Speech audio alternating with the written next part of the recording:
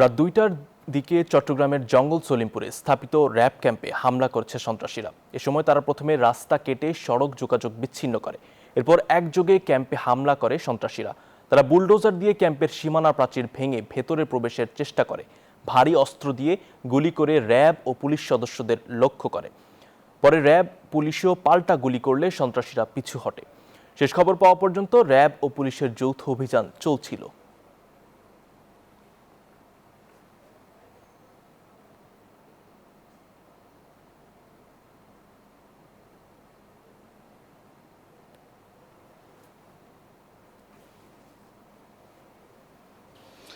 সামাদ, এখন আইন শৃঙ্খলা রক্ষাকারী বাহিনীর নিয়ন্ত্রণেই আছে চট্টগ্রামের জঙ্গল সলিমপুর। আমরা যেটি আপনার মাধ্যমে কিছুক্ষণ আগে জানিয়েছিলাম সেটি হচ্ছে রাত ২টার দিকে সন্ত্রাসীরা র্যাব পুলিশের এখানে যৌথ দুটি ক্যাম্প আছে, সেই ক্যাম্পে হামলা চালায় পরিকল্পিতভাবে। তারা হামলা চালানোর আগে জঙ্গল সলিমপুরে প্রবেশের যেই রাস্তা আছে সেই রাস্তাগুলো কেটে দিয়ে যোগাযোগ বিচ্ছিন্ন করে দেয়।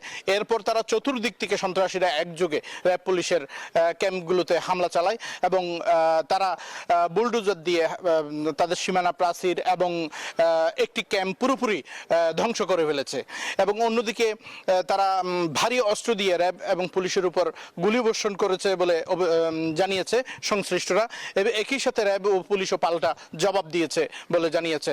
এখন পর্যন্ত আসলে এর পরপরই আমরা যতটুকু দেখতে পেরেছি ঘটনা ঘটার আধা ঘন্টা থেকে ৪০ মিনিটের মধ্যেই র্যাব এবং পুলিশের অতিরিক্ত ফোর্স কিন্তু চট্টগ্রামের এই জঙ্গল সলিমপুরে প্রবেশ করতে গিয়ে তারা প্রথমেই বাধার সম্মুখীন হন, যেহেতু যোগাযোগ বিচ্ছিন্ন রয়েছে। সেই যোগাযোগ বিচ্ছিন্নের কারণে তারা পায়ে হেঁটেই তারা ক্যাম্প পর্যন্ত আসতে হয়। এবং একই সাথে আমরা আইন শৃঙ্খলা রক্ষাকারী বাহিনীর সাথে কথা বলে যেটি জানতে পেরেছি সেটি হচ্ছে আগামী ২৯ তারিখ এই জঙ্গল সলিমপুরে স্বরাষ্ট্রমন্ত্রী সালাউদ্দিন আহমেদ পরিদর্শনে আসার কথা ছিল। মূলত বিষয় হচ্ছে সেই স্বরাষ্ট্রমন্ত্রীর এখানে জঙ্গল সলিমপুর পরিদর্শনকে ব্যাহত করার জন্য বা যে কোনো ধরনের ভয় ভীতি ছড়িয়ে দেওয়ার জন্যই এই পরিকল্পিত হামলা চালিয়েছে বলে প্রথমেই অনুমান করছেন। এবং একই সাথে র্যাবের পক্ষ থেকে জানানো হয়েছে ইয়াসিনই পরিকল্পিতভাবে এই হামলা করিয়েছে এবং এই হামলার সাথে জড়িত বলে জানিয়েছে।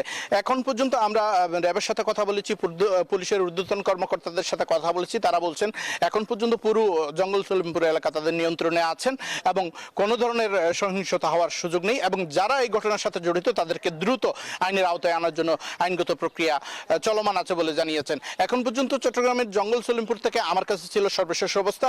আমরা এখন যাব স্টুডিওতে। সামাদ। আকরাম, ধন্যবাদ আপনাকে।